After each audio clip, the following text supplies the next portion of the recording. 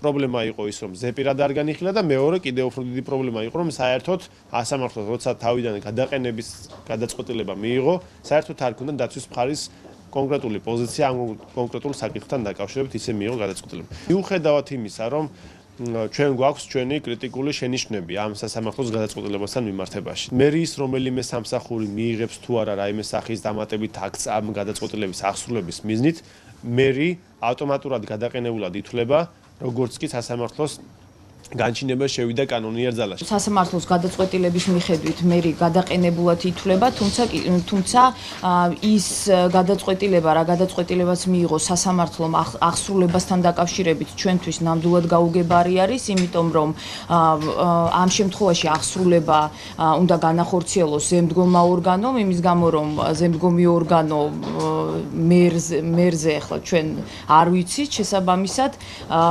გაუგებარი იყო და ჩვენთვის მაგალითად ლოგიკას მოკლებული იყო ის, რომ აღსრულება დაევალა პროკურორს კონკრეტულ პირს. ჩვენი შექმნით პეტიცია ამას წლის 24 დეკემბერს, რომელსაც დაიწყეს ხელმოწერების შეგროვება, თბილისელების ხელმოწერების შეგროვება, გიგი უგულავას თანამდებობაზე აღდგენის მოთხოვნით და აქვე მინდა დავძინო, რომ ეს არ არის მოქალაქე გიგი უგულავას მხარდამჭერი ხელმოწერები, ეს არის არჩევითი მერის, როგორც ინსტიტუტის, დაცვისა და მხარდამჭერის კენმიმართული ხელმოწერები.